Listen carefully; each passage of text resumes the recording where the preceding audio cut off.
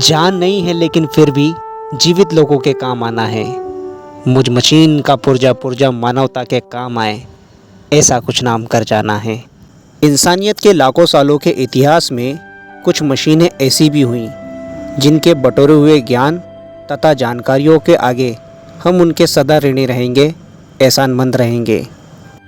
कैसिनी-हुयगेन्स mission ये space के सबसे सफल मिशनों में से एक रहा, जिसने हमारे आउटर सोलर सिस्टम के प्लैनेट्स एवं उनकी सैटेलाइट्स के बारे में ऐसी जानकारियाँ दी जिनसे हम वंचित थे।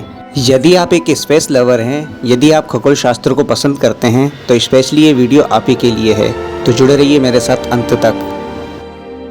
1980 के दशक में जब पायोनियर 11 और वेजर मिशनों ने जब सनी ग्रे के फ्लाईबाय को अंजाम दिया, तब उन्हें इस प्लैनेटरी सिस्टम में एक मिनी सोलर सिस्टम नज़र आया। पर फ्लाईबाय मिशन होने के कारण साइंटिस्टों को इनके बारे में अध्ययन करने के लिए बहुत कम ही समय मिला। वहीं साइंटिस्टों का मानना था कि यदि हम इन ग्रहों पर एक सेपरेट मिशन भेज सकें तो हम कई सालों तक इसका करीबी से अध्ययन कर सकते हैं। 1982 से यूरोप की कुछ स्पेस एजेंसी और नासा ने इसके ऊपर संयुक्त रूप से काम शुरू कर दिया। 1986 तक ये डिसाइड हो चुका था कि इस मिशन के तहत शनि पर 2 मशीनें भेजी जाएंगी, जिनमें से एक तो सैटर्न के मून टाइटन में दाखिल होने वाला एक प्रोब होगा जिसका नाम हुयगेन्स रखा जाएगा। दूसरा होगा सैटर्न को ऑर्बिट करने वाला एक ऑर्बिटल जिसका नाम कैसिनी दिया गया। 80 का दशक खत्म होने तक और 90 के दशक की शुरुआत तक इन मशीनों को बनाने का काम भी शुरू कर दिया गया। इस मिशन को लीड कर रही थी American space agency NASA, European space agency ESA और Italian space agency ESA।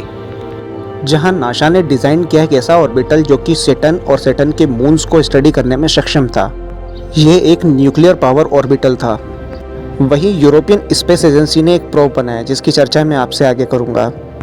Cassini mission को उस वक्त के सबसे कॉम्प्लेक्स मिशन के रूप में जाना जाता है, जिसका मुख्य कारण था इसका बेहद ही कॉम्प्लेक्स डिज़ाइन। इस ऑर्बिटल में करीब 14 किलोमीटर तक की केबल थी और ये करीब 7 मीटर लंबा और 4 मीटर चौड़ा था, जिसका वजन 2150 ग्राम था।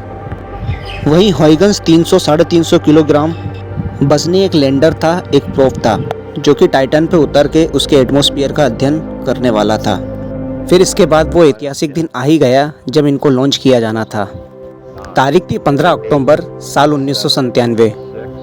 यही वो ऐतिहासिक दिन था जब हम मानवों ने बहुत ही कॉम्प्लेक्स मिशन को धरती से तैयार करके सैटर्न की ओर भेजा। आगे चल के हमारा ये मिशन अर्थ, वीनस और जुपिटर की ताकतवर ग्रेविटी का स्लैंगशॉट लेने वाला था, जिसकी मदद से कम ऊर्जा की खपत पे 1 अरब 30 करोड़ किलोमीटर दूर बसी दुनिया तक पहुंचा जा सके। 1998 से 99 के दौरान इसने वीनस को 2 बार और हमारी पृथ्वी को 1 बार फ्लाई बाय किया, जिससे उसको गति मिली और वो आउटर सोलर सिस्टम की ओर रवाना हो गया। 21वीं सदी शुरू होने से पहले साल 2000 तक ये जुपिटर तक पहुंच गया। वही जुपिटर को फ्लाई बाय करते हुए इसने जरूरी थ्रस्ट हासिल किया और ये सैटर्न की ओर रवाना हो गया। कई बाधाओं को पार करने के बाद आखिरकार 7 साल के लंबे सफ़र के बाद और ढेर सारे ग्रेविटी असिस्ट के बाद, वहीं 1 अरब 30 करोड़ किलोमीटर चलने के बाद फाइनली जुलाई 2004 तक पहुंच गया सैटर्न ग्रह पर।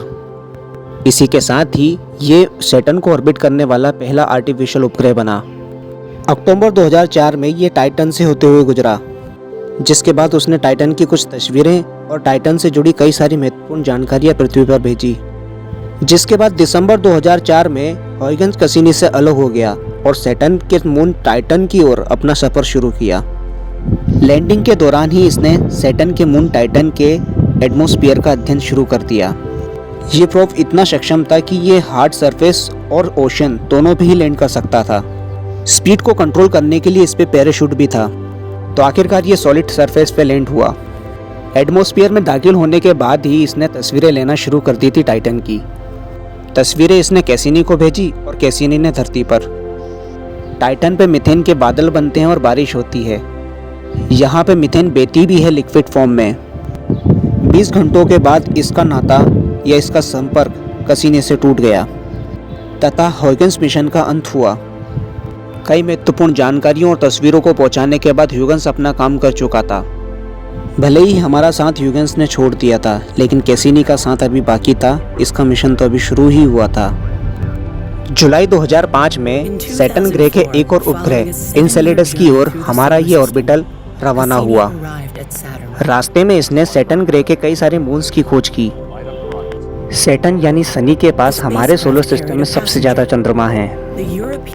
इनसेलेडस शुरू में ऐसा माना जाता था कि ये सैटर्न का इनएक्टिव मून है, जो कि सिर्फ बर्फ की मोटी चादरों से ढका हुआ है। पर कैसिनी ने इसके पोल से निकलने वाले प्लूम्स का पता लगाया। ये प्लूम्स किसी गीजर की तरह इनसेलेडस में मौजूद क्रैक से बाहर आ रहे थे। ये प्लूम्स साधारण नहीं थे, इनमें ऑर्गेनिक मॉलिक्यूल्स और वाटर वेपर्स भी मौजूद थे। ये एक बहुत ही बड़ी खोज थी। इन बर्फ की मोटी चादरों के नीचे पृथ्वी के समुद्रों से भी बड़े समुद्र मौजूद हैं, जिसमें जीवन की असीम संभावनाएं छुपी हुई हैं, क्योंकि जहां पानी होता है वहां पे जीवन की संभावना भी ज़्यादा होती है। हो सकता है यहाँ पर किसी प्रकार की कोई माइक्रोबियन लाइफ मौजूद हो, सूक्ष्म प्रकार के जीवन यहाँ पे पनप रहे हों। इस मिशन ने साल 2010 में इस विशालकाय सैटर्न के स्टॉर्म के बारे में पता लगाया। ये विशाल सा तूफान करीब 15,000 किलोमीटर का है, जो कि सैटर्न के नॉर्दर्न हेमिस्फीयर में कई सालों से चल रहा है। ये किसी दूसरे प्लेनेट पे खोजा गया अब तक का सबसे बड़ा तूफान है। आप देख सकते हैं ये तूफान परफेक्ट हेक्सागोन शेप में है। इसके बाद फिर साल 2013 में कैसिनी ने पृथ्वी की और सैटर्न के रिंग्स की तस्वीर ली। कितना दुर्लभ नज़ारा है ये, आप खुद ही देखिए। करोड़ों किलोमीटर दूर से ली गई ये तस्वीर हमें कितना छोटा होने का एहसास करा रही है। अब साल 2017 आ चुका था तथा इस मिशन ने अपने सारे काम पूरे कर दिए थे। तभी साइंटिस्टों ने एक इमोशनल फैसला लिया, 20 साल से चल रहे इस मिशन को ख़त्म करने का फैसला। कैसिनी को न्यूक्लियर पावर एनर्जी के थ्रू चलाया जा रहा था। हो सकता था कि भविष्य में ये किसी सैटर्न के मून से टकरा जाता, और यदि उन उपग्रहों पर किसी प्रकार की कोई लाइफ मौजूद होती तो उसके लिए घातक साबित होता। इसलिए हमने इंसानियत को दिखाते हुए और कल्पनाओं में मौजूद उपग्रह वासियों के लिए इस मिशन को खत्म करने का फैसला किया। इन 20 सालों में कैसिनी और ह्यूगेन्स स्पेसक्राफ्ट ने हमें वो महत्वपूर्ण जानकारियाँ दी जिसने हमें हैरत अंगेज कर दिया। इसने हमें शनि और उसके उपग्रहों की असली तस्वीरें दी, सैटर्न के उपग्रहों की संरचना और वहाँ के वातावरणों को समझाया, तूफानों की खोज की और शनि के छल्लों का करीबी से अध्ययन किया। फिर 15 सितंबर साल 2017 को ये शनि ग्रह की विशालता में समा गया, यानी इसने इंसानों के कहने पर अपने आप को ख़त्म कर दिया, शनि के विशाल एटमॉस्फेयर में दाखिल होकर। तो इस प्रकार से इस महत्वाकांक्षी मिशन का अंत हुआ। धन्यवाद दोस्तों। And support me if you really like my work. Thank you.